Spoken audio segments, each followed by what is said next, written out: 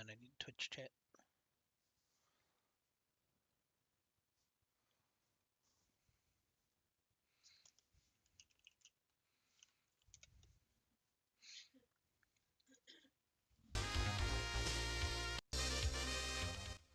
Alright, I'm back. I never heard back from Mosher.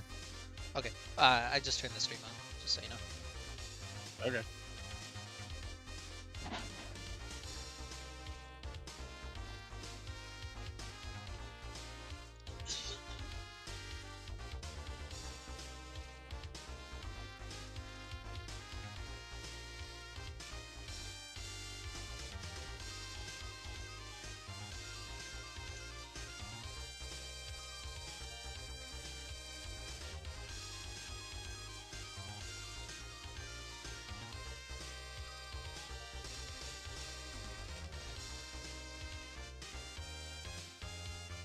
Oh my gosh, I don't have Microsoft Office.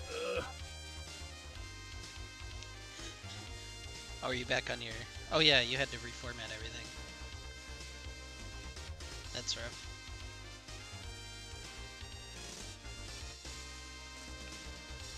Alright, we will persevere.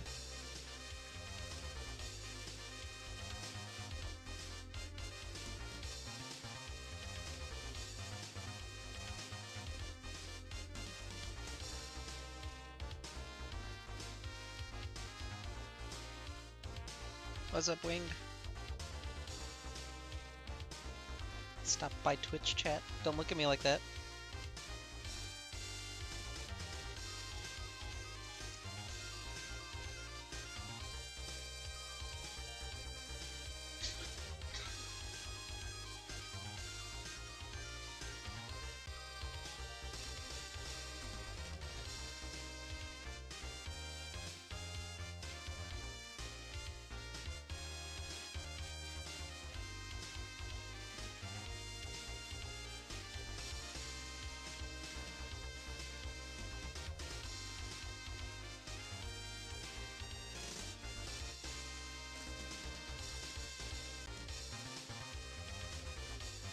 I don't think I can download all of Office in time. Probably not. Can you use the just the online app and upload it to it?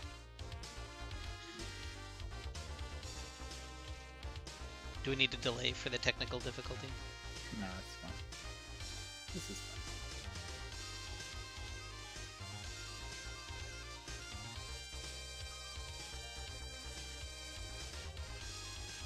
I mean, the stream's not really on a delay, so worst comes to worst. That's what I did last week. I just watched the stream.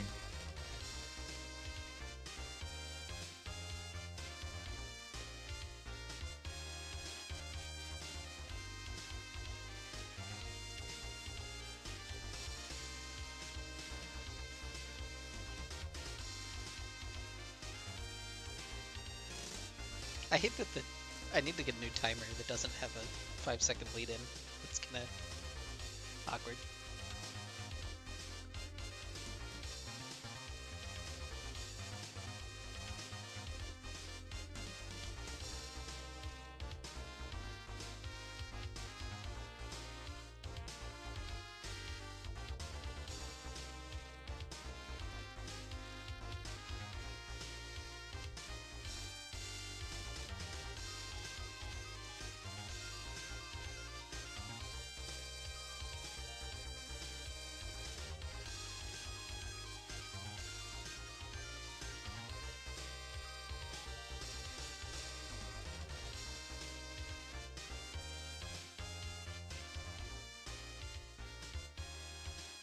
Yeah, I could also just turn on screen share on Discord. Ah, yeah. That would probably be the best, actually. Okay. Let me figure out if this will work. Okay.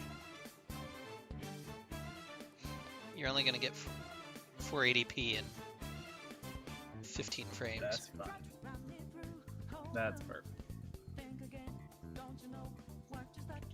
So that it doesn't cut into the stream quality.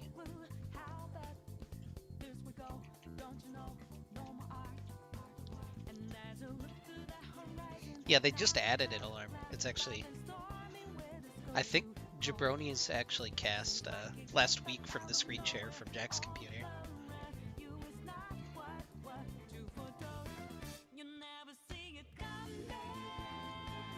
It's actually not a bad way to do it. I didn't even think about it.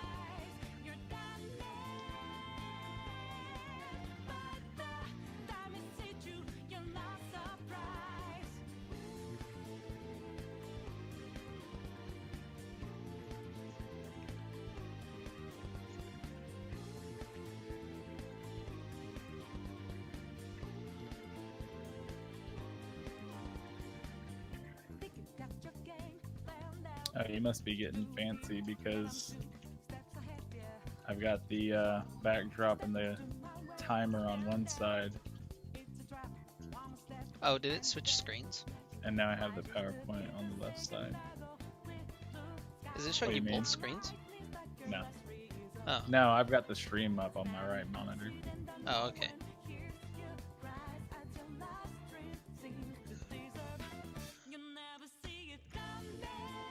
This actually really helps me a lot because technically, like, my push to talk button is one of my mouse buttons that also sends a command to like move web pages back and shit like that.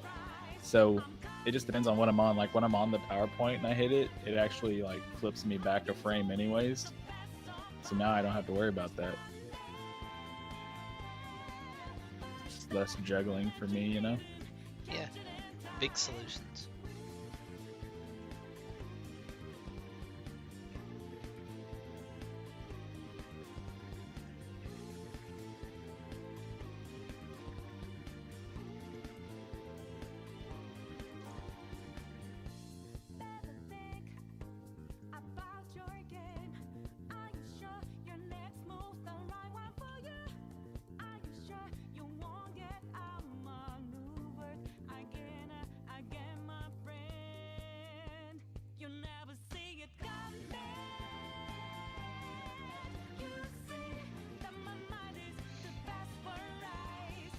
This music, this is actually from the Persona 5 uh, OVA.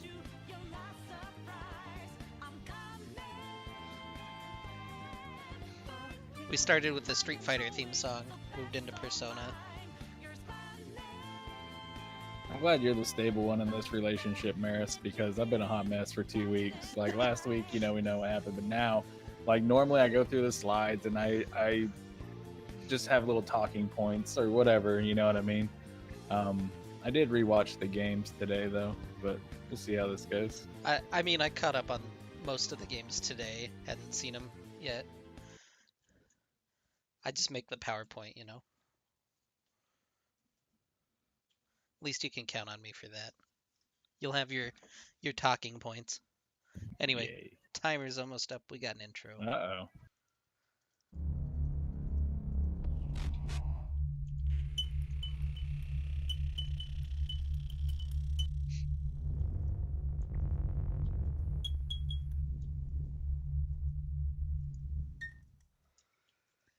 And hello, everybody out there on the internet. I don't want to copy A2's intro. We don't need the copyright issues coming in. My name is Maristematic. With me for Get Rec Recall, as usual, is going to be Scrambles. Hey. Are you How? ready to you ready to say some stuff and have some people slide into the DMs? Hey, hopefully they're not as mad as last week. Always the Oh, goal. hopefully they are, man. Hopefully they are. Let me grab one Like thing that really means they're quick. engaged, right? That's totally how I run my marriage. Is it you just need her to slide angrily into the DMs no matter what? As long as one of us is pissed off, we know we still care. You know, that seems like a good way to run life. Anyway, this is week 3 of the Get Wrecked Recall. This week we've got our week 2 recap. We got our Twitch clips of the week. We're gonna pick our players of the week. Then we have our week 3 preview, and then for some reason I didn't write, but we're gonna have our interview with the mid laner from the Sweet Anime Thighs. It's Killer, aka Ro, aka Miguel, aka the guy that just spams the League KC Discord. AKA some other stuff that I may or may not say. But like, I'm just gonna pull the pin, hand him the grenade, and if he wants to flip the clip and throw it, then I'm down. But otherwise, I'll keep it under wraps. Um, we're gonna head right in. Apparently, I didn't put in a buffer slide. Our week two results. We're gonna start off with Diamond League. Uh, we'll go through each of these in a little bit more detail. But Kansas Wesleyan with a 2-1 win over Return of the Middle Sticks. Unlucky Retribution 2-0 over Sweet Anime Thighs. Oklahoma Diamond Rush 2 over 100 Steves. Propulsion with the 2-0 over Golden Gatekeepers. Team Fish Taco with the 2-1 win off stream against Deathcap for Cutie. And Kansas State University with the 2-1 win over Land Snack. Yeah, big props to K State, man. In my opinion, obviously they threw down against a team that we ranked really high going into the split. Also, a little heartbreak with Middle Sticks dropping to Kansas Wesleyan again, another university team. So I'm glad to see these universities doing well in both tournaments because I really hope that this is a tool that they use to go into the other stuff that they do and compete against other schools and shit like that. And hopefully this is something they acknowledge as like helping make them a better team. Well, So and good how for good a them. recruiting tool is that? Like, even if you're not one of the top teams, you're just a gold level player attending one of these big universities. Hey, we've got a team in OKLCS. You can compete every week and get better every week. Yeah, absolutely. That's got to be huge for them as far as their like coaching staffs and analysts and shit like that. But also glad to see that my number one going in unlucky 2-0'd, so that's nice. Yeah, we'll get to them a little bit more detail. Let's start off with that top one. Um, man, this was a rough series for Middle Sticks. They had it, and then they just didn't have it all of a sudden. Absolute heartbreaker, dude. Yeah, that was game. Uh, where is it? It It was was game the three on Oriana stream, game. wasn't it? Yeah. Yeah. Um, Return of the Middle Sticks was so far ahead in that game, and then they just took a couple bad team fights in a row without their really fed Hecarim, and it snowballed back on them. Yeah, and obviously we're not in comms or anything with Kansas Wesleyan, but props to them. I'm assuming that they didn't, tilt and just, obviously they just didn't start inting their asses off for no reason, like what may happen in in other games. So good for them, man. They held on to it and came back and got it.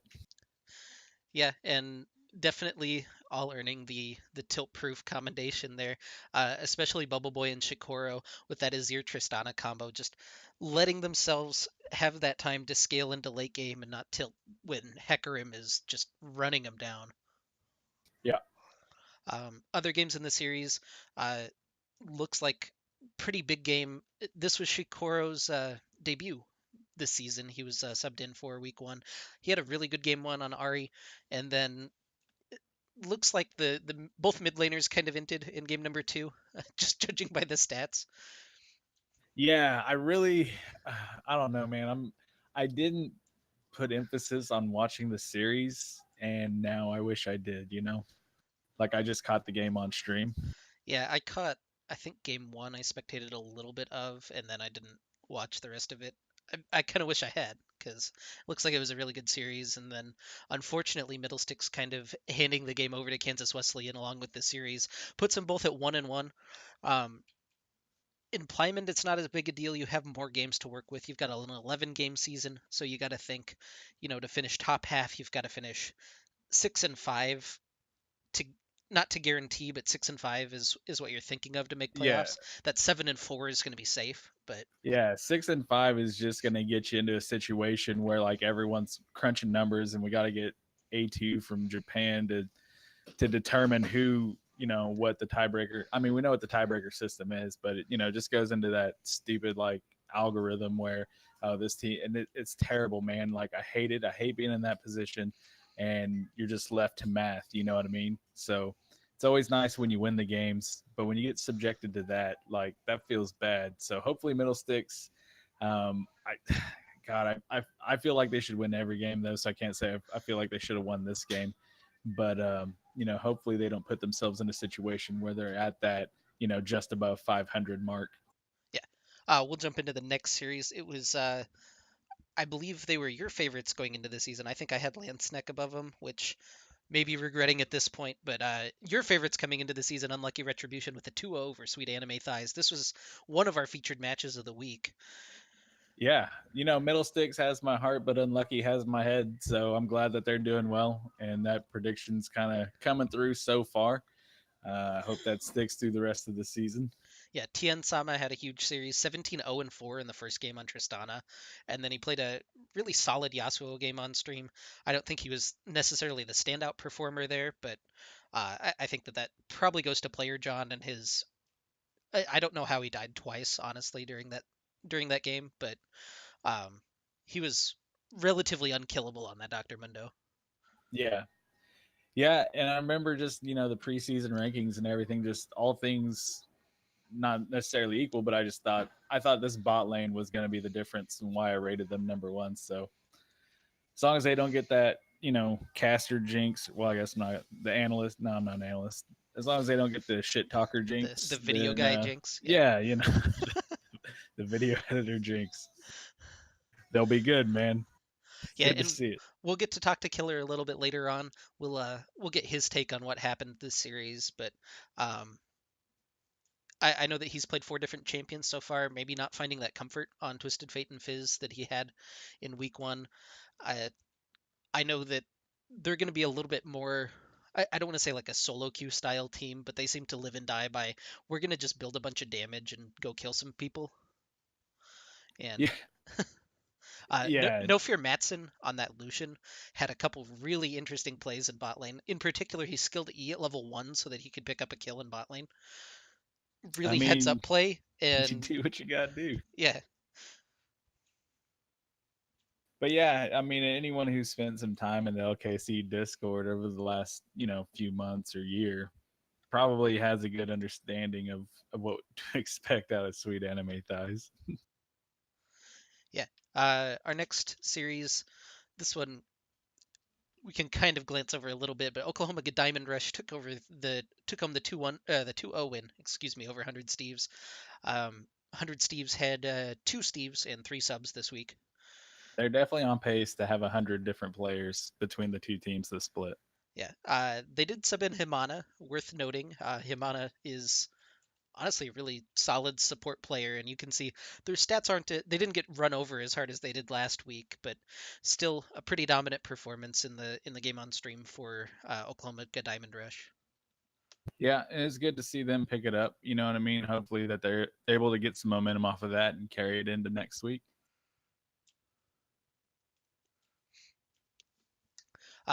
Next one was again kind of a steamroll, but Propulsion Esports took the 2-0 over the Golden Gatekeepers.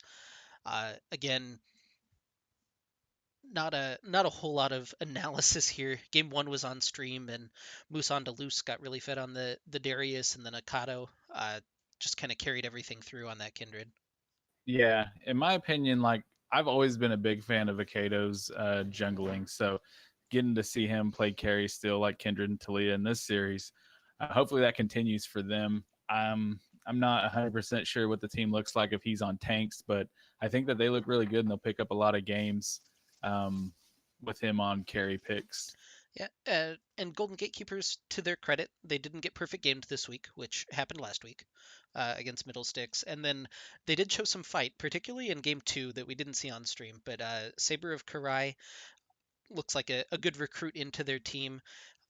He was at one point 7-1 on that Kha'Zix, I believe, and then the rest of the map kind of fell apart around him. But it it looks like there's at least some promise coming in from Golden Gatekeepers, not the team that's going to get run over all season. Yeah, yeah, absolutely. If they can put up a fight against Propulsion, then they might be looking to take a couple games off of some of the other lower tier teams. Yeah. Just continuing onward. This game was not on stream because of an issue with recording from the previous patch. So unfortunately, we didn't get to see any of these games. But Team Fish Taco takes the 2-1 over Deathcap for Cutie. I think that that's a little bit of a surprising result again for some people.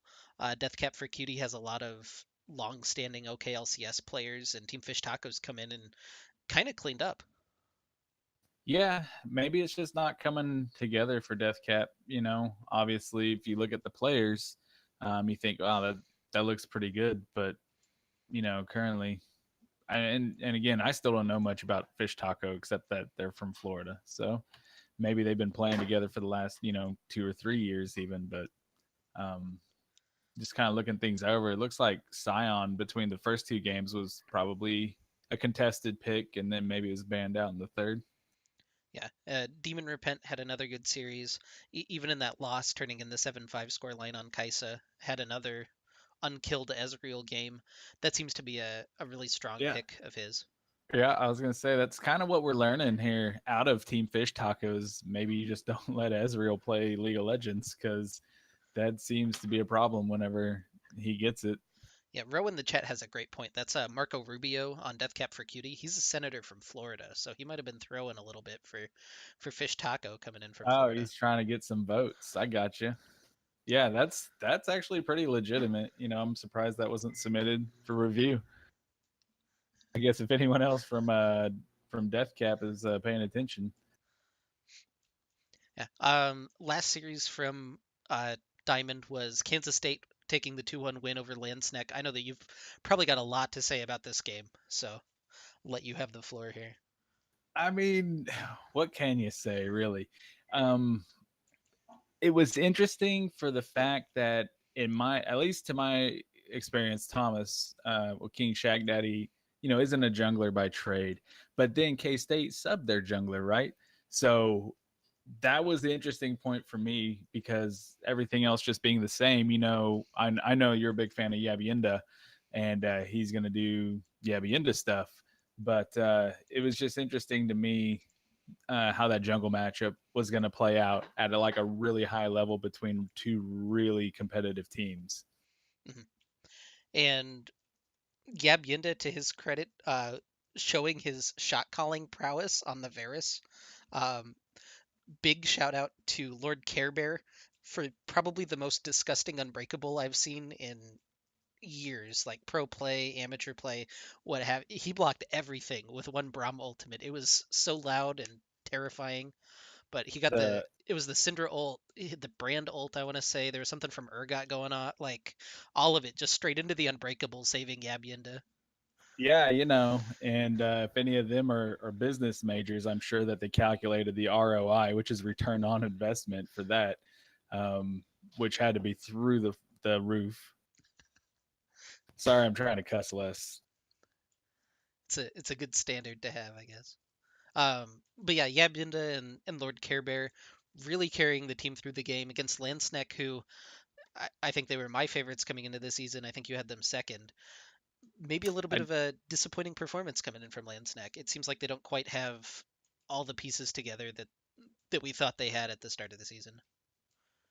Yeah, and I mean it may be as simple as just the fact, and again, I don't know. Thomas may have played jungle for years. I have no idea. It just seems like at that level, if I'm a diamond player and I'm on a super competitive diamond team, and I see, that one Xerath jungle isn't viable, and two, that's what's showing up on the junglers match history. I feel pretty good about that, and I would look to exploit that. And I don't know if that's what the teams are doing in their games and in their drafts. Um, that's right where I would start though. Yeah, I will say it's kind of interesting. Mechanical Reaper got his main, which is Urgot twice, and Vibon did not get his main at all, which is Ornn. So they're setting those the top lanes up in different ways. I don't know if that's a specific target or what's going on in the drafts, but Yeah, well, I mean, just at a surface level, looking between the two games in the top lane, I mean, it would seem that Mechanical Reaper got the best of the matchup. Um, Obviously, it wasn't enough to take the series. So, yeah. So we'll go ahead and jump in to Noxus Gold first. My team, Hardest Road with the 2-1 win over Ghost. Jingo Squad with the 2-0 over Ice Sky. Propulsion takes the 2-1 over Bingo Squad, which I always have to stop and look at for just an extra second. And then Land Sneck. We can throw a party now. It's a 2-1 win for Sneck over the Omega Wolves. yeah, 100%, man. God bless. Good for Snake, dude. I Uh, love it. So first up was my team. We had a 2-1 win over Ghost. Honestly, should have been a pretty quick 2-0, and then it wasn't because we didn't pick any initiation in game number one. Um, and Danny Phantom played really well on that Jinx pick, 13 and 3 there, and we had a lot of trouble killing her. And then we picked ways to kill her in the next two games, and we killed her. That's how you do it. Um, just looking everything over, I mean, it looks like yeah, Hulk kind of had a rough game one too, um, but then of course the Trundle, and it looks like the Kane, but the Trundle had a lot of kill participation. It seems it doesn't look like the Kane was that involved so much. Maybe I'm wrong about that. That was the game on stream, and it was a lot of it was getting bottom lane ahead and then snowballing through, and Wing just had Ziggs, so he killed all of the Yeah, towers on the map. yeah. So, have you seen the Cinder Hulk Scion? Basically, you take Teleport Smite, you build Cinder Hulk, and you take Demolish. If you put that in top lane with like a Ziggs and mid or bot, that would just you would eliminate the map in about 12 minutes. I was uh I was mostly upset with this series because I played like trash in games 2 and 3, and those were the ones that we won. But when I solo kill the enemy laner at level 1, that doesn't get streamed because no, we had to lose it. Upset. That feels good. Can I move the I chat mean, overlay so it's not so far over the team on the right? We can look at that. Yeah, I didn't realize how close that was. to be fair, Hulk, I never said you can't play tanks. I've said I've never seen you play tanks. I've seen you play one Gragas game, and it was what it was. But so I just have a question about it, is all. I mean, you could answer the question like in the next series. Just let me know. But Our next series was, oh, I forgot I made that yellow. That was really bright. Okay. Jingo Squad took the 2-0 win over Indigo Sky. I had to make it yellow because Jingo Squad is written in black, so I couldn't make it black with yellow text because then you couldn't see the right. Anyway, so we get the slight, eye burst. But yeah, it was a 2-0 for Jingo Squad. They had their full starting lineup for this week, and it looks like they executed on it. yeah, yeah, it looks like again you. I'm just gonna point at the jungle. You know what I mean? Because what we know of Yuma Street is kind of a Nihilus one trick. We've seen him break out the Hecarim. Looks like he had Graves and Nocturne in this series. But when he's going up against Thugs Bunny, I mean, it's just a situation. I hate to be cliche, and I hate it because I get stuck in jungle. But sometimes it's just better jungle wins. Yeah, and I do. Game two was the one that was on stream. Joshi specifically mentioned that they didn't mean to pick Yasuo. It was Yeah, just that their support, I think, didn't own enough champions to trade up with, so he just kind of wound up in the counter matchup on Yasuo against Poppy. that will happen. And And then, not to take anything away from like Uncle Jabroni's or anyone else. They went in and did work. Obviously just looking at the numbers, but yeah, for sure. As I copy your own phrasing. yeah. But Jabroni's with the 13 and 2 performance on LeBlanc, he could kill pretty much everyone on their team except the Nautilus by the end of the game. And even the Nautilus wasn't super tanky. The I wonder how Nautilus was like Yuma one and a Street half combos. I wonder how Yuma Street feels whenever Nautilus is, on the map, but he doesn't get to play it because everyone's got that champ, your quote unquote main, or just, that champ that you have an affinity for. And then, you just see someone else rolling around with your baby and, like, I don't know, maybe not doing so awesome. Sometimes it's distracting for me. Who is that then? Who do you not want to see? I mean, right now it's got to be Nocturne, um, just because I feel it's a very effective champ, especially at like a gold or silver elo. Um, really tilting though when you're playing Nocturne and your ult and the Malzahar can still teleport, but it is what it is. Yeah, happens. Um, Next game, Propulsion Esports. This was a series. It was a 2-1 win over Bingo Squad Gaming. The game that we had on stream was game number one, where Bingo Squad had the game firmly in hand. Like, it shouldn't have been a question. and then Drodvir hit 4 people with his Scion ultimate. We're gonna watch that on the Twitch clips later on, but uh, just game turned on one team fight, and Boar was able to clean up some kills and take that victory. Game two, Karasuda got the better of him with the Kaisa.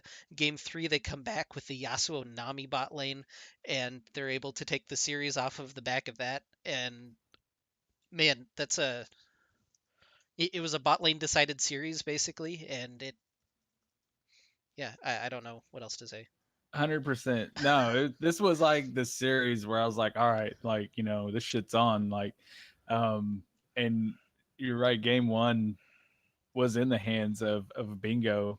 And then, Boar turns around. I think he ends up getting either a quad or was it a penta on the Ezreal, It was like right in the base there. it was a Um, quad, but yeah, yeah, yeah. yeah, it was, that was a really hype game just to be able to watch.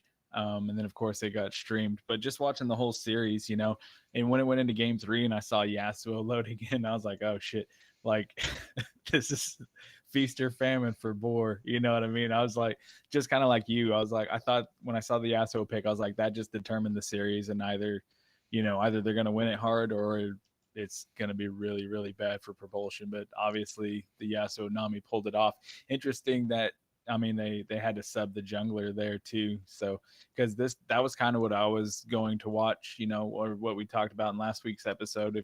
If you can make it through, the digital computer voice, but the Siren versus Hoey C matchup. Unfortunately, we didn't get to see that, but that's not to say that they may not meet later on the road, down the road in playoffs, and maybe we get to see that play out. Yeah, CRXN stepped in for propulsion, and he played really solidly in all 3 games.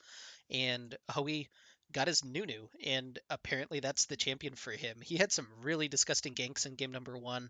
He did through the rest of the series, and it seems like a good fit for him in terms of actually having a tank champion available this season. Yeah, I felt it a little questionable in the beginning, but it had just come out. I think it was like, wasn't this like Wednesday night, like literally right after patch? It was Wednesday or Thursday. I don't remember. But long story short, just all of a sudden out of nowhere, you just start seeing Nunu just running it down mid, running it down bot, just right through the lane with a big, snowball coming through. It was entertaining if nothing else, just for that. Yeah, and for Bingo Squad, it's a tough loss to take because now they're sitting at 0-2. In Gold League, you only get 7 games.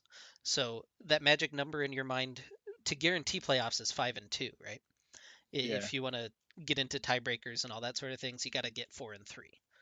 Yeah, and I just got a feeling, man, like I still, obviously there's top teams, there's bottom teams, but I still that feel like there's just going to be a huge mess on both sides around the 4-3 mark.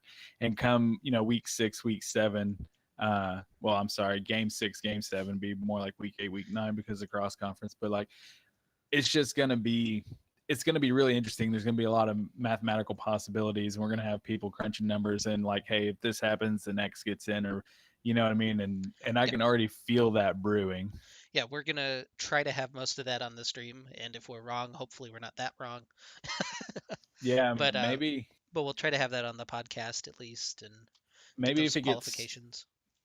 maybe if it gets like super thick, we can talk to Alex and see if he can jump in for a little bit. I don't know. It's probably like 3 a.m. in Japan right now, but he doesn't sleep, so he's probably up.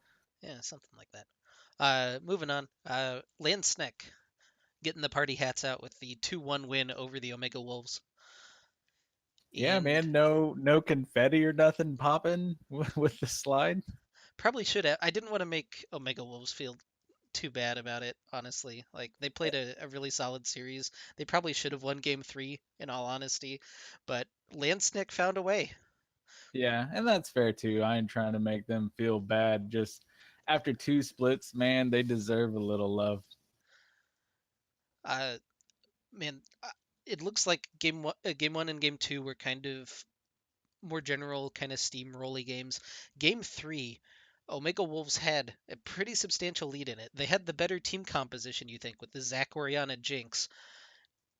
And then Lansneck turned it in 2 team fights. They just managed to catch people with the Vigar and the Tristana, and it it didn't make any sense, but they came back and they were able to take the game. Yeah, sometimes you just shit just works out a certain way. But you're right, because watching the series and watching that game, man, it should have gone that way, but just for whatever reason, it didn't. And again, grats to him.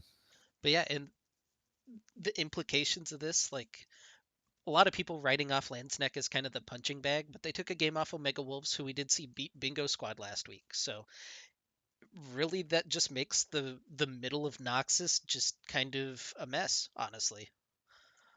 Yeah, yeah, and again, man, that 4-3, that might come back. Quite literally, Omega Wolves could be sitting 4-3, and this match be the reason why they don't get in. If it works out that way. Um, oh, that was the last one for Noxus. Sorry. Demacia, your home. Tastes like purple with the 2-0 over the Power Flashes. Piltover Pokes 2-1 over Gecko Slammer Armageddon. I think that was the big surprise of the week. Vicious and Delicious with the 2-0 over SEAL Team 6. And then Oklahoma Gold Rush with the 2-0 over 100 Steves. Um, this was our first look if you didn't cheat at Tastes Like Purple, where they got the 2-0 over Power Flashes. They look like they're picking up. I don't want to say where they left off. They're not looking like a third place team. They're looking like a first place team to start out this split. Yeah, everything's moving in their direction, and the biggest advantage that TLP has is they know who they are, they know what they want to do, and they don't care that everyone else knows. It's basically like when you line up in a goal line offense and you've literally just got everyone bunched up, you're going to hand the ball off to your power back, and everyone knows what's going to happen, and you just say, I dare you to come and stop it. Like, you literally know what's going to happen. Can you do it or not? And Power Flashes put up a fight, but it wasn't nearly enough. Honestly, they got steamrolled by the death ball that is Tastes Like Purple. Yeah, just looking at the jungle, just the Zac into the Trundle both games. I'm always a big fan of the Trundle into tanks like that. I guess I didn't get to see the series itself, but I guess it just didn't work out Yeah, that day. yeah. Game one was the one on stream, and they had they had what you think you would need against a Zac. They have the Janna for the disengage, the tornado and the ult very good at disengaging Zac, and they have the Trundle to steal all of his tank stats when he dives in. Yeah, and Ezreal's hard to get on anyways. Yeah, So and and they Zoe, and they still got bopped. yeah. Point of reference: Zoe finished 6-6-6. That seems appropriate. The next series, Piltover Pokes with the 2-1 win over Gecko Slammer Armageddon. I think this was my big surprise of the week. I don't know if you're right along that same vein, but uh, Um, Piltover Pokes look really good. yeah, I don't know if I would say surprised, because coming into it, I think in the preseason stream, I had made the comment about, just them proving if they're real or not, because we don't know. Taking down a team like GSM kind of says that they are. So going into it, in my mind, GSM is the favorites, but I guess I am and I'm not surprised all at the same time that Piltover Pokes won. So I guess it's Schrodinger's surprise. Yeah. Game three was the one on stream. It was a honestly pretty clean snowball from the side of the Pokes. AFS Alarm had a really good performance on the Ash, and Brinticus was everywhere on that Jarvan. It felt like he had that Jarvan jacuzzi on standby every time it was needed. Yeah, yeah, I'm a big fan of the Jarvan too. So it's good to see that coming back. It's good to see that that's being effective. I'm still really interested that they keep running this Shin Jungle, though. You know what I mean? Like, we see that come out every once in a while, Mhm. and again, I mean, the difference in this series. I didn't get to watch the series itself, but it really could have been just the Brenticus versus El Zaco, and the winner of that took the series. Yeah. Next one was Vicious and Delicious with the 2-0 over SEAL Team 6. This one, honestly, not a huge amount to talk about. Game one was the one on stream, and Jobero did really well for SEAL Team 6 on the Lissandra pick, but the the picks and the map pressure from Zoe and their macro rotation looked a lot stronger on the side of Vicious and Delicious. That was also the game where they didn't get any bans, worth noting. Yeah, and the Raven Christ obviously is stepping in here at ADC. So I that name. Why is that name familiar to me? He played on Vipers in League KC last season. Okay, because like I knew it. You know, it's one of the things where like, oh, I know it, but I don't Yeah. know it, I but I think you know it. actually played against him in the Midwest Summer Clash as well. Oh, neat. But yeah, obviously he did work. If nothing else, just held his own without hinting, and sometimes that's all you can ask out of your bot lane. Yeah, and While the Fucci, Nocturne goes 11-1. yeah, Fucci had a really solid, really, I say solid a lot, but he had a really good jungle performance on the Hecarim and the Nocturne. Um, yeah, next one. This was your match there. Oklahoma Gold Rush with the 2-0 over 100 Steves, which was 3 Steves this week. So getting 100 closer to the full. Steve's 3.0. Maybe they'll have 4 Steves this week. We're that much closer to the starting lineup, but um, yeah, these looked like they weren't super close. I know we were a little critical of the Nocturne performance on stream because you were. I don't think it was as high pressure of a game as Oh, yeah, maybe it felt. no, it was what it was. Like, I just envision Corey has like 30 players in gold and 30 players in plat, and each week he's just kind of like picking them out of the bullpen, if you will. Like, I'm playing these 5 this week. I don't like to envision it as a situation where he's like, oh shit, I can't get everyone on, I need to find subs, and just kind of scuffling around. Like, I'm hoping, and I know it's not the case, but I'm hoping like he's like trying to put together the perfect lineup that's just going to start demolishing in gold cap and plat cap with Yeah, all the subs. maybe he's got to get through the weaker players on the first half, and he'll put in all of the stronger players he's been hiding in his back pocket toward the back half. That's true, man. That's true. He's got his own league that he runs, and they all play games. You know what I mean? They all have their own teams, and then he just selects the all stars from each team, to play each week. I don't know. Oh, we're on Twitch clips of the week. Let me grab these really quick. Super professional. Didn't have them preloaded.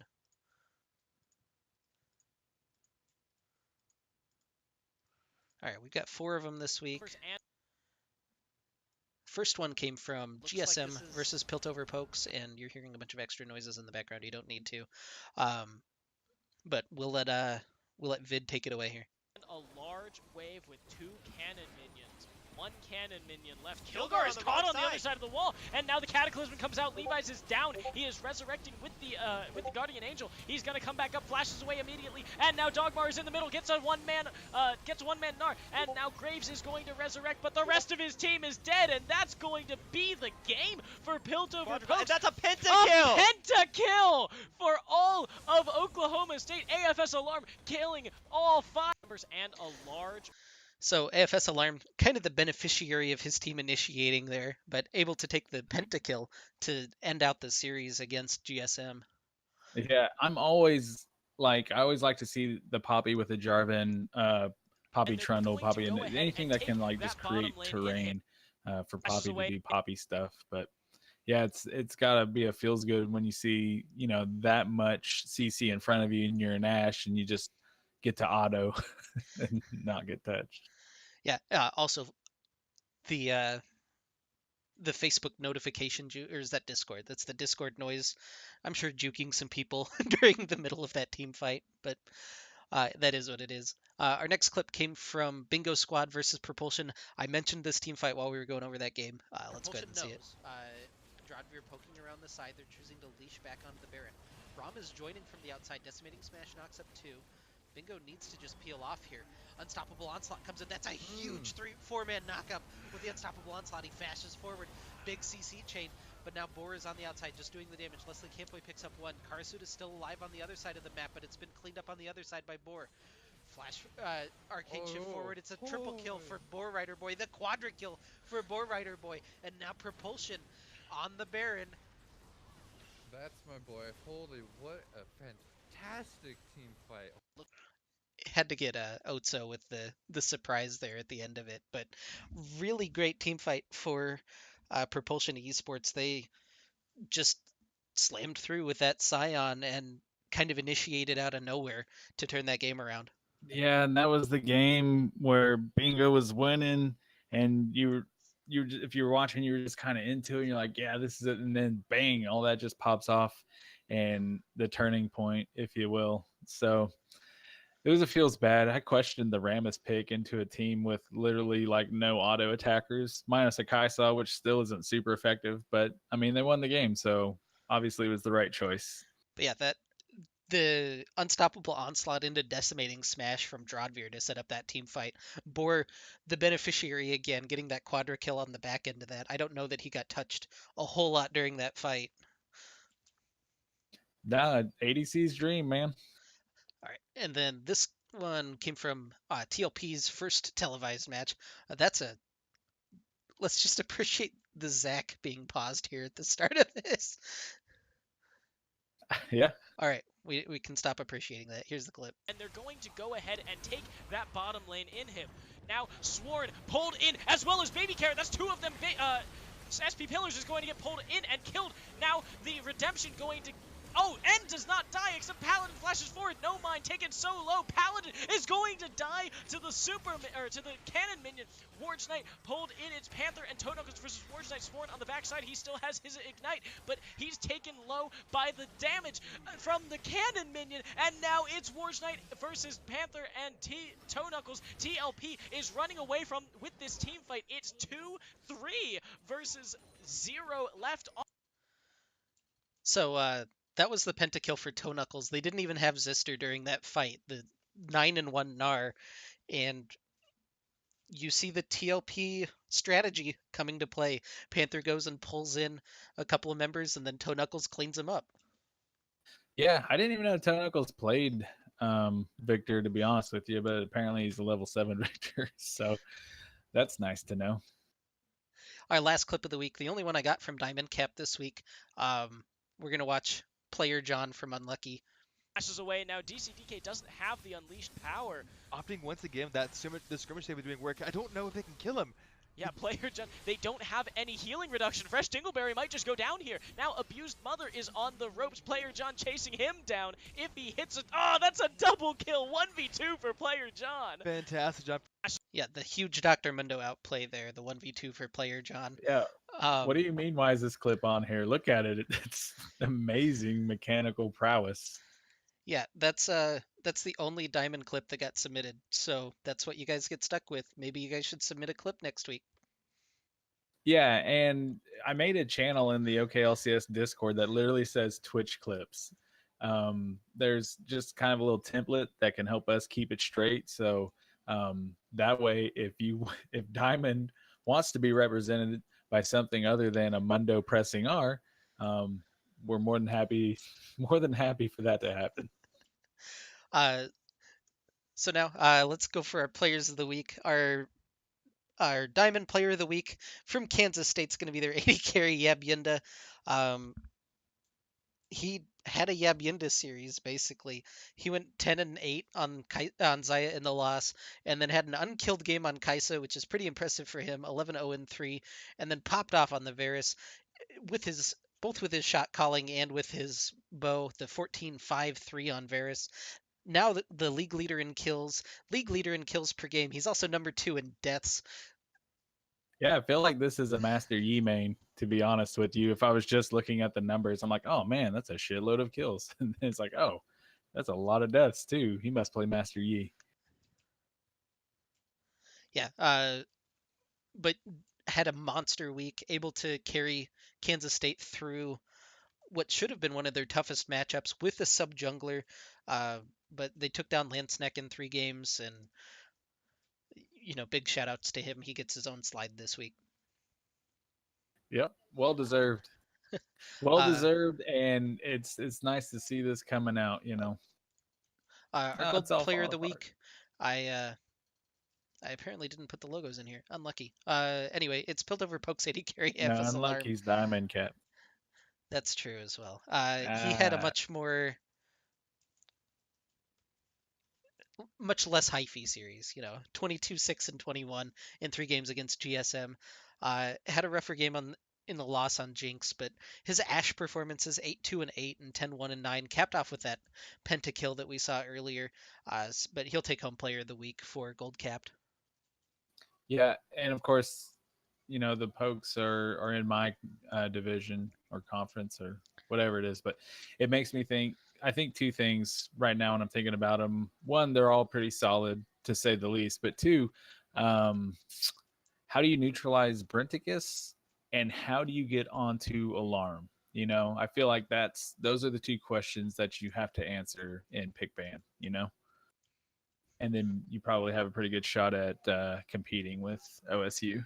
Yeah, Alarm currently number 1 in kills and kills per game in Demacia, number 3 in KDA, so staying safe on his 80 carry picks, and that's really all you can ask for. I know he was one of our considerations last week, going ahead and getting the player of the week this week. Yeah, well deserved. So just wanted to take a look at the standings really quick. Again, worth noting for gold, which is the two sets of standings on the left side of the screen, you've only got 7 games. So you need Seven to games that count. 7 games that count. You need to hit that 4-3 mark in order to think about playoffs. Basically, you need to hit that 5-2 to be safe. That means Well, that those yeah, teams sitting there at 0-2 right now, you got to win it out if you want to be safe come playoff time. right. You got to hit that 4-3 mark, and those three, like in a perfect world, those three are the top three teams that you lose to. Otherwise, you're opening the door to mathematical possibility for other shit to go down, and it's again, man, that's a terrible, feels bad place to be. Yeah. So starting with Demacia, right now, three-way jam at the top of the standings with TLP, OGR, and uh, Piltover Pokes OSU all up there. TLP right now has it on game score. Um, but yeah, Have they probably all been 2-0s? uh, Yeah, I guess so. Huh? they got the forfeit win and then they 2-0'd Power Flashes this Oh week. wait, yeah, yeah. All right. So kind of by technicality, but we'll let them Yeah, slide I on feel this you. one. In the middle there, you've got the two teams on the bubble right now. You got Gecko Slammer Armageddon and Vicious and Delicious, and then the teams with some work to do are Power Flashes, SEAL Team 6, and 100 Steves. Yeah, I think. I mean, we both kind of had power flashes up higher um, coming into the split. So just kind of looking at it, I mean, I'm still interested to see what VND because technically speaking, we only have one game, one series of data for VND, right? Mm-hmm. So seeing which one of them come out between them and power flashes will be really interesting moving forward. And they haven't played each other yet, have they? Vicious and Delicious and Power Flashes? No. Yeah, so that'll be one to watch. Um, Wonder if that's this week. No, no, wait. I know it's not. I'm dumb. we'll get there. On the bottom part, we've got Noxus, Propulsion, and My Team Hardest Road at the top. Our Logjam at the middle, which I think is just going to turn into a big mess by the end of the split. Ghost, Jingo Yes, Squad, Omega Wolves, Land Snack, all tied at 1-1. And I then love bringing it. up the rear right now are Bingo Squad and Indigo Sky. I And love it. Look, Land Snake, like this slide next week could have Land Snake just in that third place position if things went well. If things went, in a certain way. I'm seeing talk in the chat right now. So the first tiebreaker, regardless, is head to head. When we get to those, most of the teams that are tied haven't played head to head, so they get kind of misconstrued. The second tiebreaker right now I've got is game differential. Yeah, so that means it's important not just to win your series, but if you 2-0 it, because man, I've been on a team that missed playoffs because we had 2-1 wins. You know what I mean? Yeah. Or if you're gonna lose it, at least make it a 3-game series. And then Plyman standings actually kind of assorting themselves very nicely right now. But Propulsion, Unlucky Retribution, Kansas State, and Team Fish Taco all at the top of the standings at 2-0. Our middle of the pack is Oklahoma Diamond Rush, Return of the Middle Sticks, Kansas Wesleyan, and Sweet Anime Thighs. And then down at the bottom is Land Snack Deathcap for Cutie, 100 Steves, and the Golden Gatekeepers. I really thought Death Cap would be higher than that right now. Well, I mean, we're only 2 games in. yeah, Deathcap and What am Land I talking Snack I about? think are both very strong teams at 0-2, and there's some teams above them that might be a little bit weaker, but we'll have to see how it all plays out. Um, week 3 preview. Our Diamond games this week. Oklahoma Diamond Rush takes on Unlucky Retribution. Golden Gatekeepers play against the Sweet Anime Thighs. Team Fish Taco versus the 100 Steves. Propulsion Esports versus Land Snack. That one is going to be a game. And then Kansas Wesleyan versus Deathcap for Cutie, and Kansas State versus Return of the Middle Sticks. Yeah, I think if Middle Sticks picks this one up, then they got a really good shot at, again, just kind of being higher. Yeah, And I'm also interested in the King Shag Daddy versus Akaido jungle matchup this week. well, lucky you can talk about that right now. Our first featured match is Hey, going to be Propulsion versus Landsneck. Uh, their standings are very separated, but I think that Landsneck has had easily the most difficult schedule of any team so far. They've played Unlucky Retribution in Kansas State. Now they play Propulsion. That's a tough ask of any team, even if you're expected to be one of the strongest. And Propulsion's kind of, I don't want to say they've coasted through, but they've played 100 Steves and I can't even think about who they played last week or 2 weeks ago. It was yeah, 100 Steves and Deathcap, I think. that's something like that. But I think if you're Land Snake, man, you sit down and you try to figure out how do we get Aikado on a tank?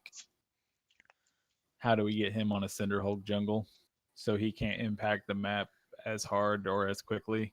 And maybe that puts you in a different position later in the game, when you're 5v5ing and that does or doesn't work out. But I just think Aikado is really strong as far as making his presence felt in the early game. Oh, they've played Golden Gatekeepers and 100 Steves. So the two teams we thought would be the weakest have what Propulsion have played, and Landsneck have played, I think, my number 1 and number 3 teams so far. So bit different on the schedule difficulty so far. Right.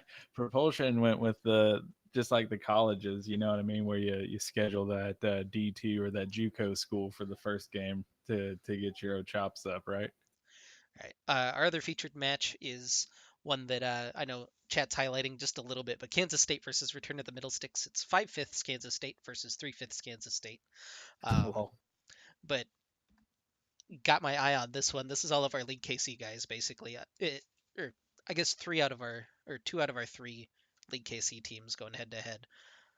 Maybe that's not entirely true. I think I'm forgetting a team or two. But yeah, I want to ask you about this one because, like, I mean, I'm just going to default to Middle Sticks about everything. But what for you, besides Yabienda, what for you is going to set this one off? so Yab Yinda and Koala are the big guys to watch for Kansas State. If they can get Yab Yinda in a spot where he has any chance to carry the game, he will. And Koala is usually pretty good about steering them that way. Vibon plays pretty much tank top laners. He's really solid on them. Doesn't feed, doesn't really, you know, kill the opponent, and they put Mortally Divine on more supportive mid laners. So it's all about that bot lane and the jungle for Kansas State. Whereas Return of the Yeah, Middle Sticks, any one of the guys listed there can pop off any game. And th- at the same time, any one of those guys can, feed 17 kills to the enemy team and have a bad game and lose the game for their team. And that's the beauty and also the agony of Return of the Middle Sticks. so you're saying if you're Middle Sticks, you go super safe. Well, maybe not super safe, but just try to go even bot, and maybe get like lipo ahead or something like that, like on a Um, Jax. I think that the mid difference this game is actually pretty big. Demon Print is a lot more skilled than Mortally Divine is, but whether they can make that matchup work for them is something that we'll have to see. I have to approve a lot of Rose comments in chat. Just throwing that out there. I keep seeing the auto mod go off.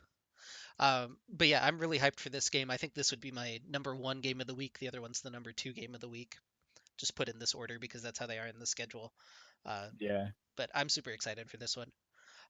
Getting into gold, first we've got Demacia, Power Flashes versus Oklahoma Gold Rush, SEAL Team 6 versus 100 Steves, Vicious and Delicious versus Piltover Pokes, and GSM versus TLP. And our featured match of the week is going to be GSM versus TLP. Yeah. Um, I think this one's a bot lane clash. I think Panther has the edge in the jungle. Dogmar is probably going to play tanks top, right? So it'll be interesting too, the mid lane matchup between Goddess of Storms and Toe Knuckles. This is actually, yeah, overall, this is just good all the way around. Yeah, this one should be a blast of a series, honestly. No Mind and End look very strong together. Levi's and Silver Spade look very strong together, and they're gonna have to butt heads. I think Toe Knuckles and Goddess of the Storms play very similar styles. Zister and Dogmar play fairly similar styles. So it's gonna come down to, does Panther out jungle El Zaco by enough, and can one of these junglers swing the bot lane in one favor or the other? Well, if I know anything about TLP, I know Panther's going to try and swing the bot lane. So if Zacho can keep up and if Zacho can get down there to help out, it's going to be a hell of a game. Yeah. Um, our Noxus preview: Omega Wolves versus Ghost, Propulsion Esports versus Landsnick, Bingo Squad Gaming versus Indigo Sky, and The Hardest Road versus Jingo Squad Gaming. Featured match.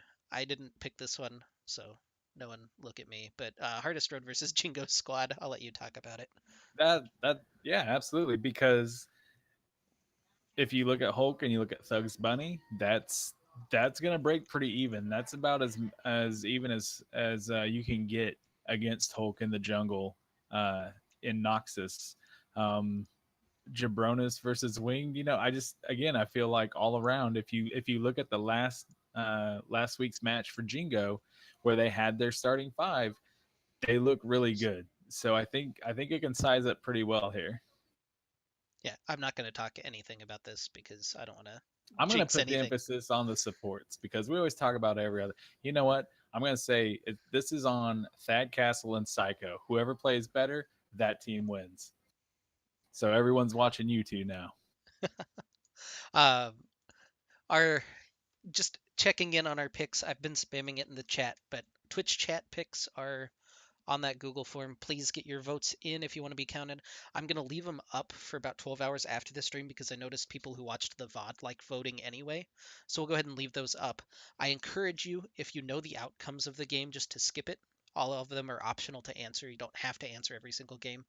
Um, so that way you don't distort the results one way or the other. Um, We should but yeah, post this on like Saturdays when you and I do it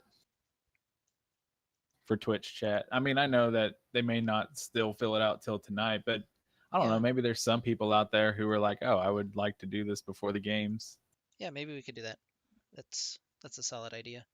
Um, anyway, stats this week.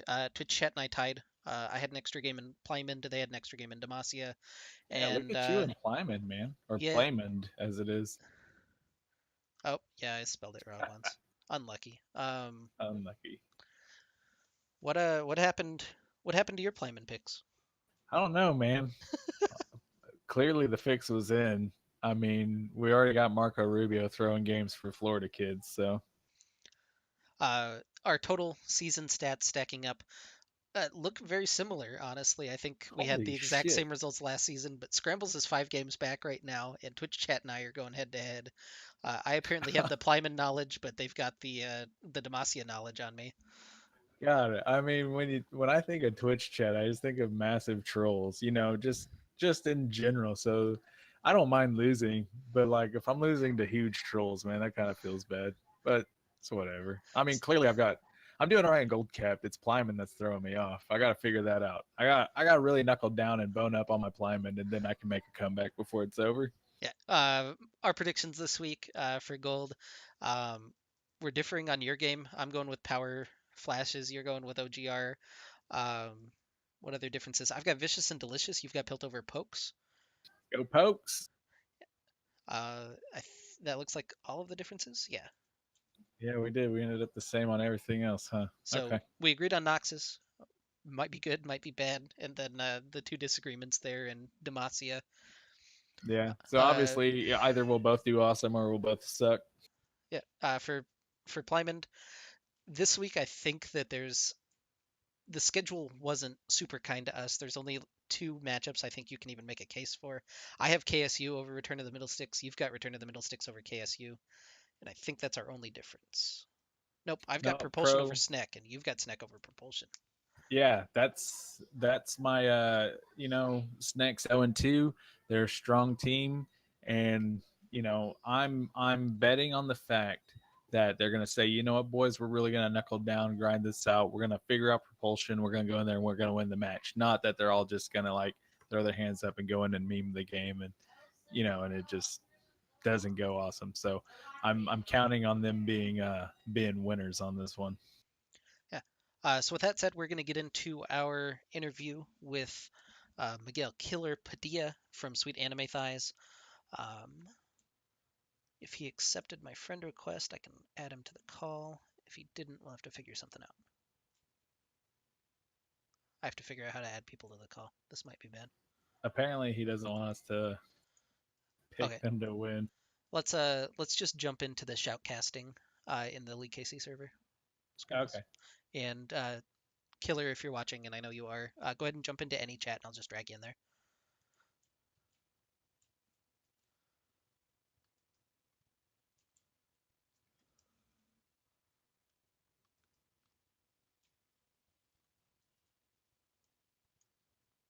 Hey. I forgot I have to drag you in here too. There we go. Sure enough. I've got to move him twice. There we go. I think we all made it. Did you make it in here, Killer? Perfect. Yes, I'm here. I was hearing you twice. There we go. All right. Hi, So, Scrambles. What's up, bro? so go ahead and introduce yourself for us, Mr. Killer. I am Killer. I am the enter on Sweet Anime Thighs. Sometimes I play mid, but I mostly can't. So yeah, that's me. I don't know. I suck at this. How'd you get involved in League KC?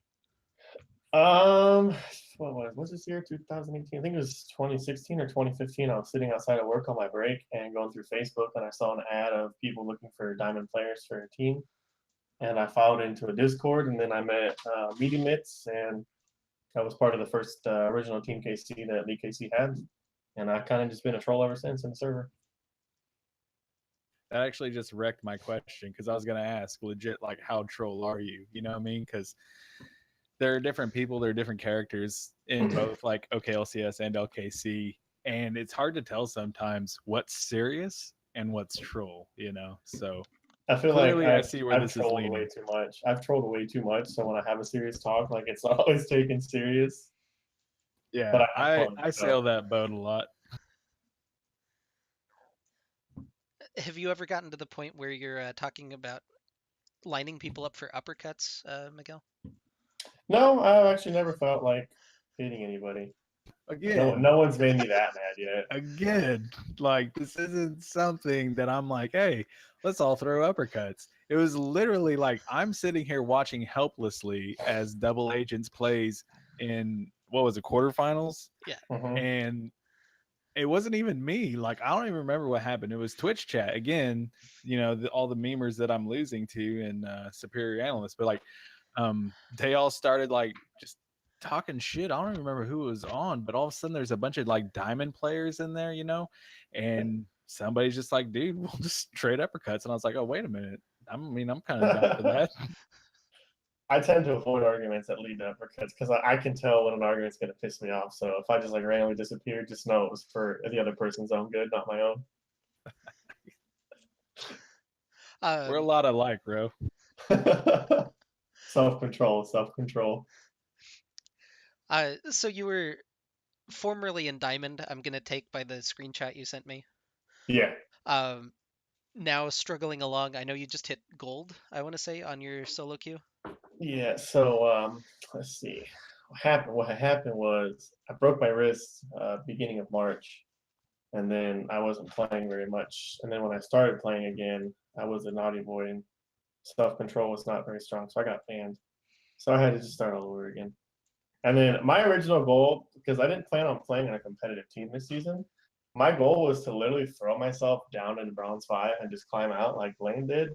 Except I got there down there, and then I got on this team, and I was like, shit, now I gotta play like serious. So I kind of started tryharding serious, and then I started like having fun with other champions along the way. And then our first week, I played Ari in both of our games, and then the second week she was banned, and it's like, well, that's literally the only champion that I've been playing, so I'm about to look like a retard on stream, and I did.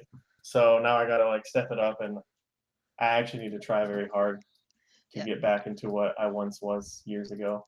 I wasn't trying to humiliate you. I was leading up to a question like, what are the biggest differences you're seeing between your solo queue games now and the solo queue games like on the road to Diamond?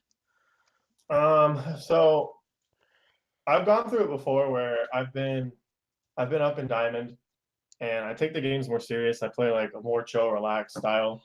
And then the games that I tend up losing more, they're kind of like coin tosses on, are the ones where I kind of just I int a lot because I'm sitting there like being super aggressive and stuff.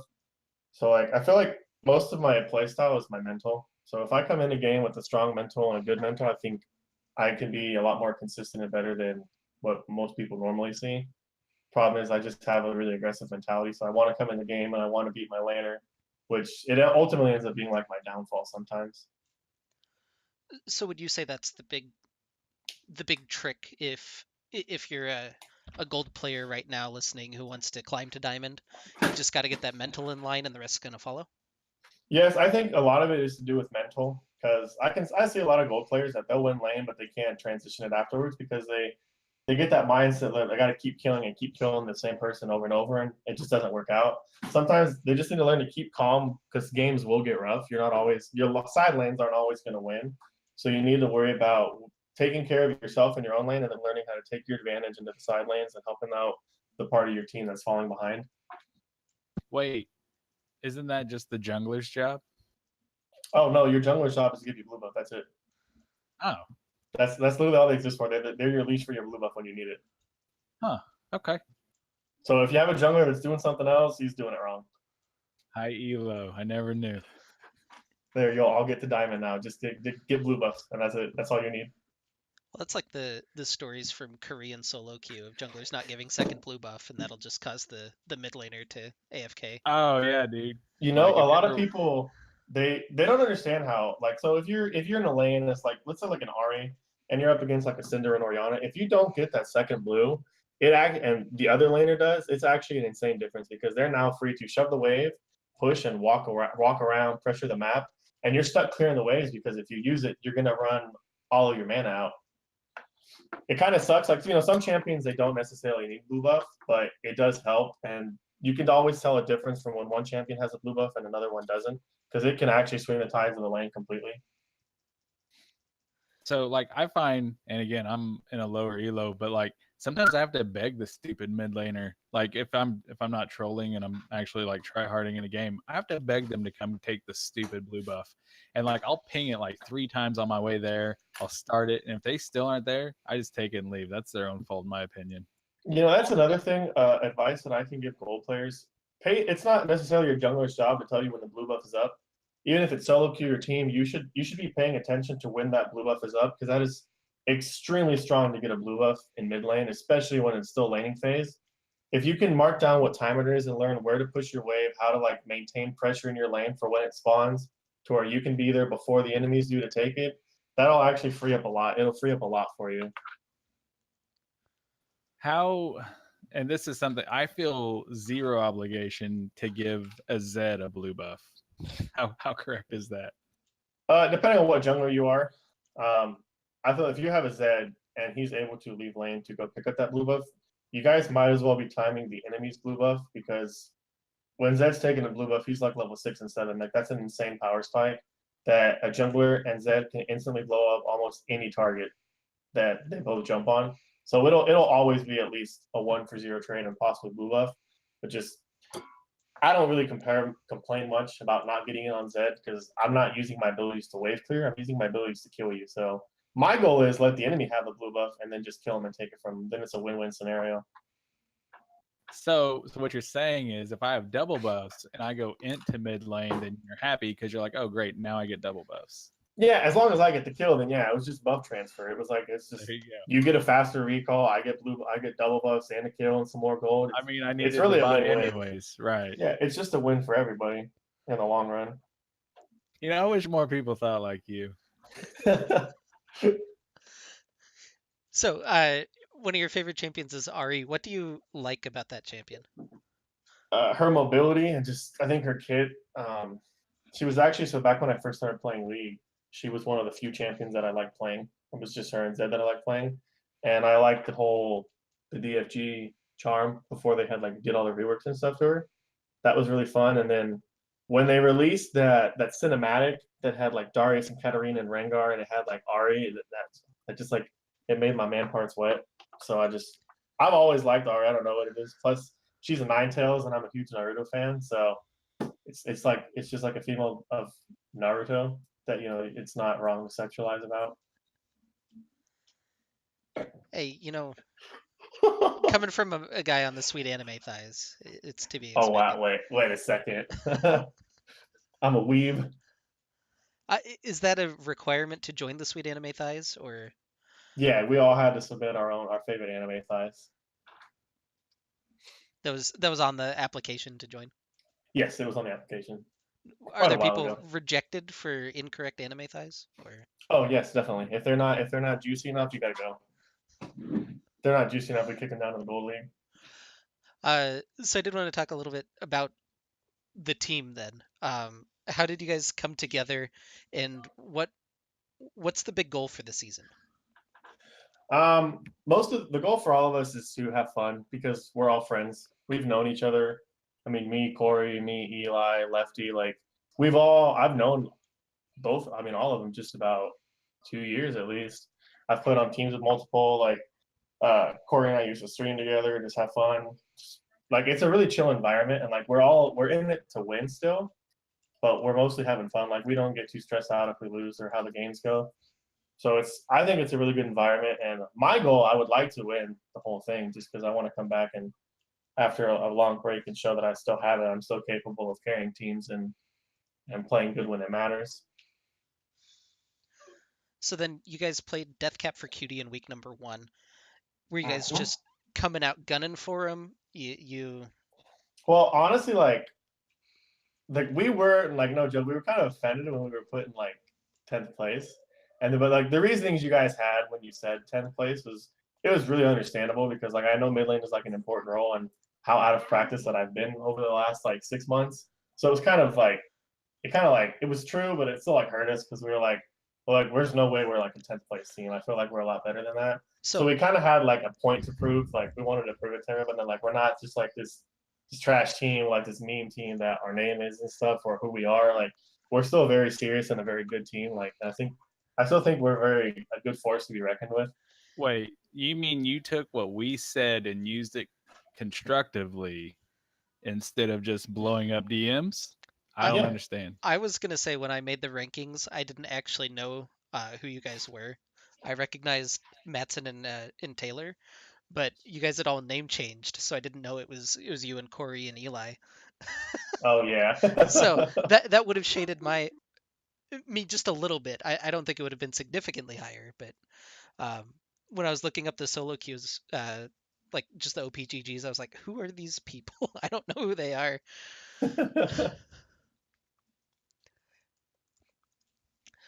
Uh, so yeah, week 1, you guys honestly kind of stomped Deathcap for Cutie. Was that a game that you were expecting to be a little bit more difficult, or um, were you um, just playing your own game and it countered theirs? Like, we practiced just a little bit before then, but overall, what we wanted when we did our draft, we wanted to draft strong winning lanes, and we all wanted to be like on confident picks.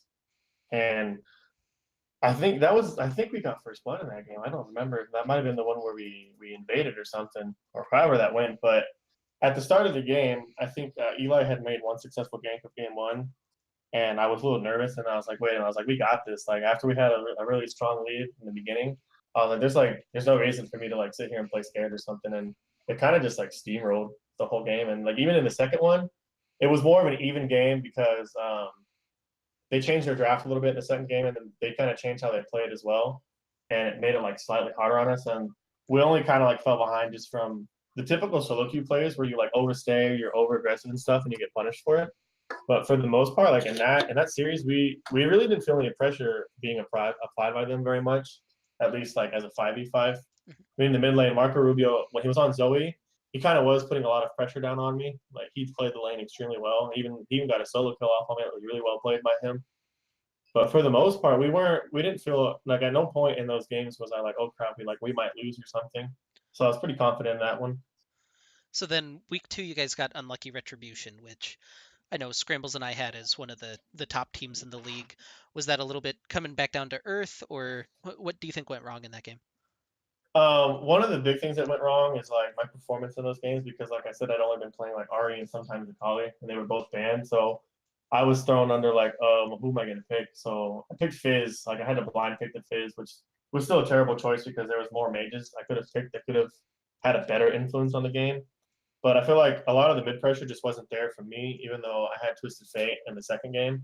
But in both games, like the early game was working out well for us for the most part. I think the first game was a little bit slower, and then it just steamrolled off of the Tristana on the enemy team being extremely ahead. But I think once we hit mid game in that situation in the game where we weren't ahead enough to where we could just steamroll and run around where we wanted, I feel like we made a few bad calls, and then they kind of just like the game just crumbled on us because unlike Retribution, they're a really good team. They're really solid. Like in those games, like I could definitely feel the pressure that they were putting on. Just the way they definitely play as a 5-man, and like their plays, they're very calculated and like they know what they're doing. So it was a really rough series, at least for me, being in the position where I wasn't exactly like very useful. Yeah. So this week you guys have Golden Gatekeepers. What are you guys looking to do to bounce back? Do you think it's going to be a little bit easier of a week? I think definitely it'll be a little bit easier because I mean I've known Unlucky for quite a while. I've played against them 2 seasons ago in the Diamond Split.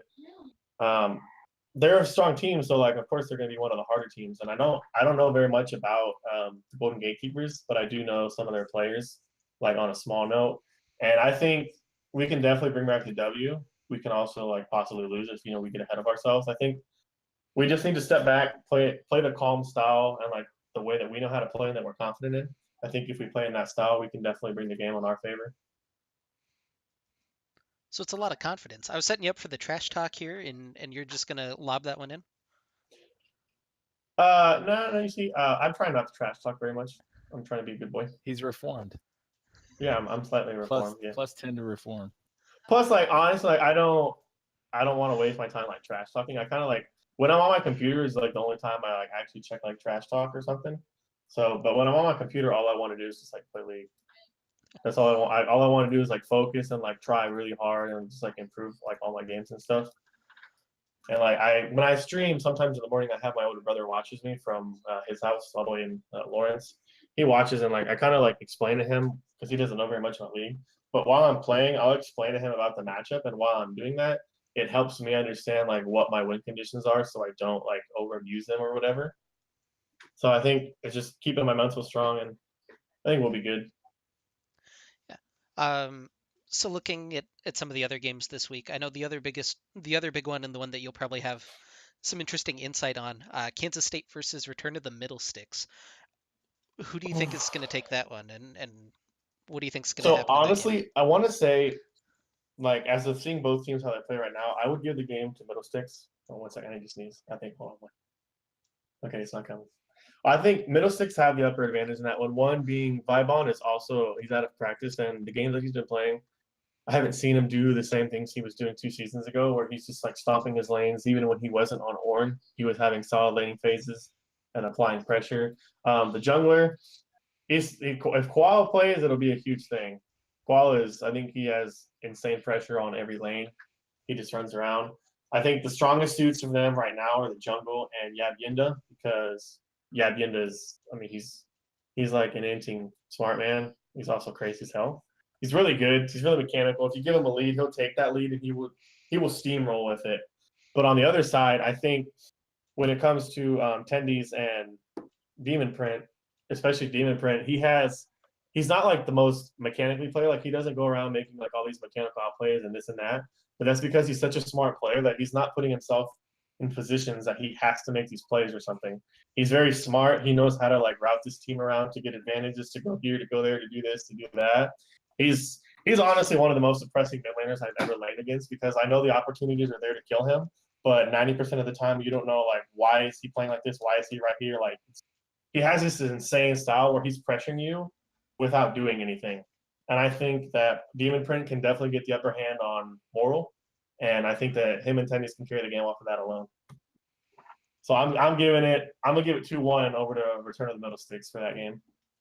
2-1 for Middle Sticks. We'll write that one down. Uh, what other teams do you think are going to wind up on top? Like, who do you think is going to be the top three when everything shakes out at the end? Okay, hold on, let me open up this thing. I don't remember the names very well. I think for sure we're gonna have Unlucky Retribution. I think Middlesticks and Kansas State will be fighting for second.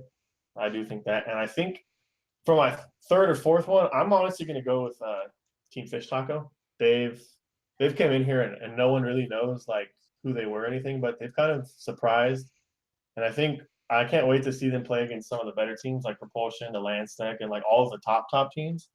I want to see them play against them and see like what they can really do against more organized teams. Yeah. Unfortunately, they have 100 Steves this week, so we're gonna have to at least wait another week for that one. You I don't mean, know, it's man. also it's also another test. Like when you play against like supposedly weaker teams, like, and I'm not calling 100 Steves a weaker team. I don't know very much about them. I'm just going off of like your guys' ranks. But when you play a quote unquote weaker team, sometimes your mental can just 100% get in the way, and you can think, oh, this is just such a free game, and then you just get boom slammed in the first game, like not knowing what hit you, and you can't even bounce back in the second game because they're just going along. Like I do think in this league, actually any team can like end up in the top three spots. I do think it's a very close league. I think at the end of the season, there's probably going to be a lot of surprises in this league. Yeah, I know that the mental in particular. Speaking to Scramble's heart right now. Mm. I mean, your own mental is it's your biggest downfall in all of your games. If you the mentality you take in a game is the mentality you're gonna get like is the gameplay you're gonna get out of it. All right. I don't have any more questions. I want to shift gears Yeah. to, well, we're going to skip the TSM logo because, Yeah, I don't want to field trip. Nah. Well, let me ask you this. Does TSM make worlds? As a fan, I say yes, but as someone who doesn't, I don't usually speak out of my heart. I speak out of just like straight logic. I really don't think they will. Now, I would love them to, but I would rather them not go just because the way that the season that they've been having over the last year, I would rather them fix their shit before they go this year and honestly make an embarrassment of ourselves.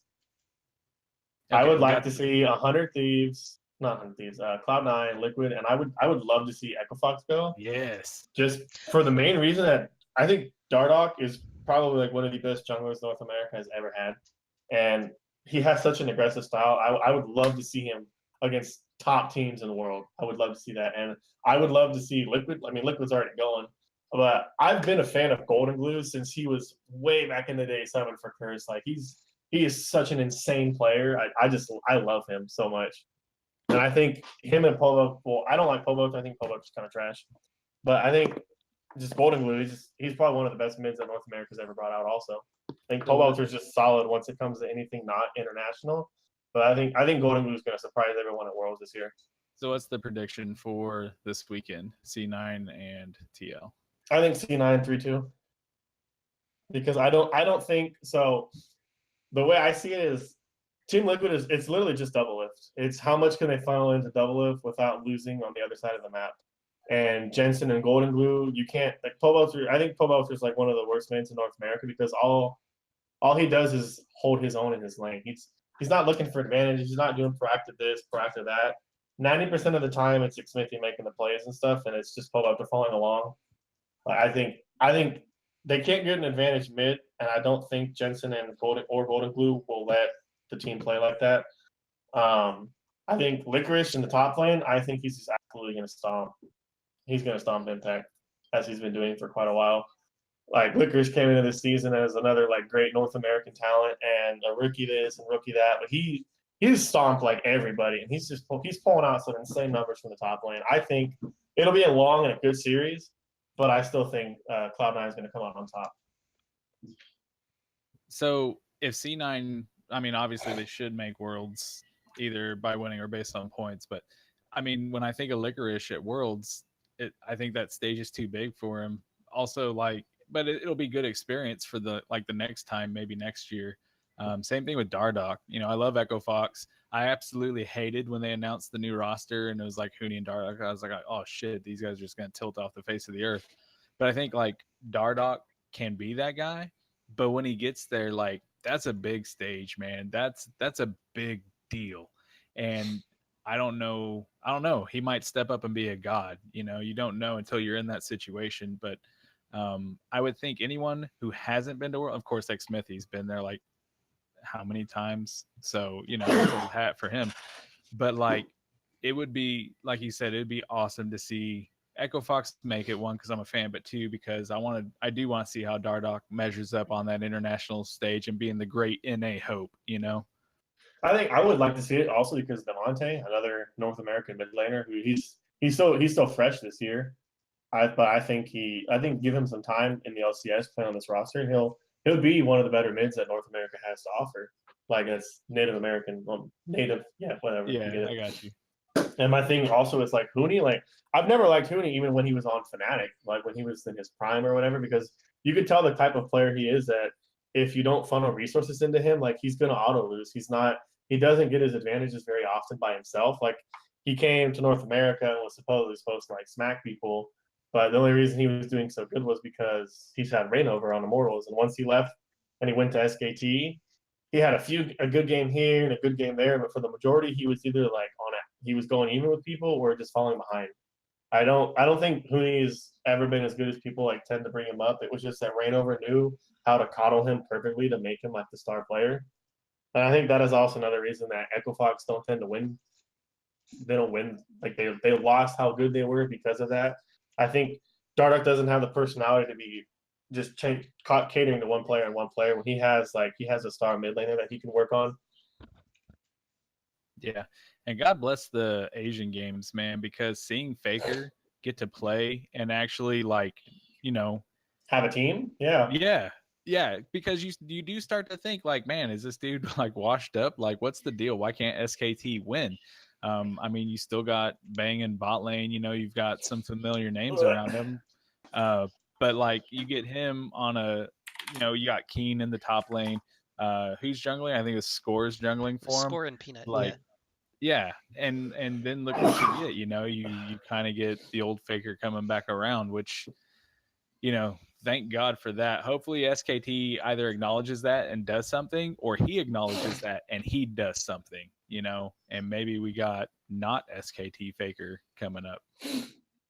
Honestly, like SKT looked really good with Pyrion this year, just because I think the way the team was before, a lot of people would target Faker just because he's Faker, right? And they would think, oh, we have to like shut him down completely, otherwise he'll just be useless. But before he had a team that could play around that, and like now they put Pyrion in and they look better because no one's sitting there like thinking we have to just completely focus on Pyrion anymore, and it's the whole team could like get help. The whole team was just relieved of pressure off of that. But at the same time, I've never really liked Bang. I think Untara is a pretty good top laner. I do like Untara, but I think they're just lacking a solid team. I mean, like I know SKT like won Worlds with the roster, but I extremely thought that their bot lane was extremely overrated. They were, I don't know, I just really didn't like Bang and Wolf in the bot lane, and that just goes to show like how good Faker is, that he could still carry that team to a world championship. Like Faker's just a god. Like everyone wants to be like Faker. So you've got your other team, KT Rolster, playing the LCK finals against Griffin. How do you see that one shaking out? KT Rolster 3-0, baby. No. No, I that's gonna be, to be honest, I don't KT Rolster won't win that. I think Griffin is fucking insane. They're an amazing team. Yeah, normally we have to wait until Worlds for something like this to happen, where you know Gigabyte Marines come out of the woodwork, or Albus Nox Luna. You know what I mean? And they start kind of turning things on its head. But yeah, man, I don't know what this Worlds is that you speak of. I thought it was just LCK Autumn Split. Right. Yeah. With invites. Right. LCK with invites. We'll have to see this year. Much, You've got now, Invictus dude, and RNG. Dude, this is LPL's. It's been LPL's year. You know what I mean? Korea. That's another thing. What's the name? Kingzone, like with Khan and like that team is insane, and they have like probably the highest skill ceiling in every team in the world right now. But my God, dude, they're like the North America of Korea. They go to any international event and they just get smacked. And like they can beat all the top teams in Korea. They can be at the top of the ladder all season long. But man, when it matters, they just get smacked every time. And that's just like it's like being a TSM fan in Korea. It's the same thing. I feel like with Worlds in Korea, if a Korean team doesn't win, there will be mass deaths because not because people kill themselves, but because the way Koreans are when they lose, when they don't do well, when they get embarrassed or they underperform, all they want to do is go back and grind, right? All they want to do is go back immediately. They'll just start practicing. And if Korea loses Worlds in Korea, like 30 pros are just going to die because they play 72 hours straight grinding solo queue. I think the bright side, if they lose, they don't have to swim back. They just have to walk back this time. So it's not that bad. I do think this is definitely Uzi's year. He's been working hard since I started watching League years ago. There's always been Uzi is this good, and you just watch Uzi and he does these things. He's like the faker of ADC. It's like he does things that you didn't know were possible, that you didn't expect, and he just pulls plays out of here, out of there. And it's like this guy is insane, and he's been putting in the work for years to be on top. And I think he's gonna make the next case to be the best player in the world. The crownless king will have all the crowns at that point if they win.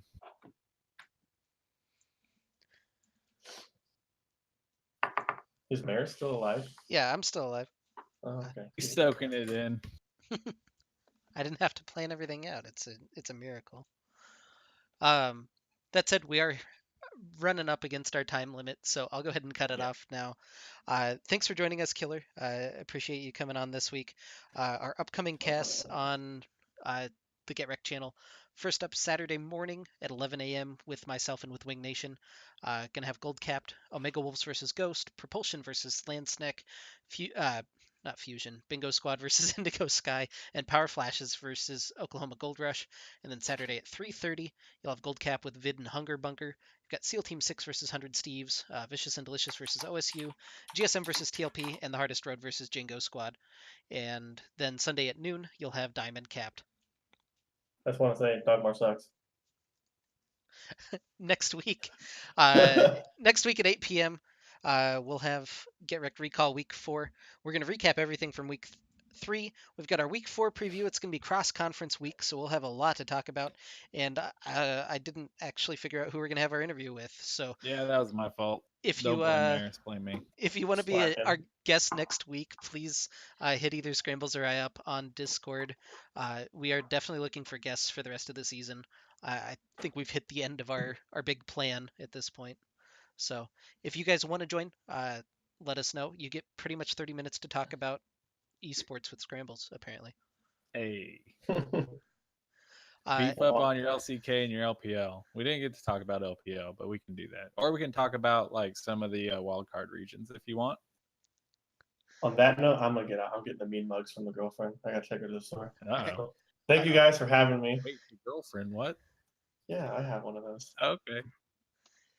Thanks for joining us, Killer. We'll look forward to watching your game against Golden Gatekeepers. And with that, we're gonna go ahead and sign off for the week. Thanks everybody for joining us. And next cast is Saturday at 11 a.m. with myself and Winged, and then come back next week at 8 p.m. for Get Wrecked Recall. We'll announce who our guest is as soon as we have one. Have a good week, everybody.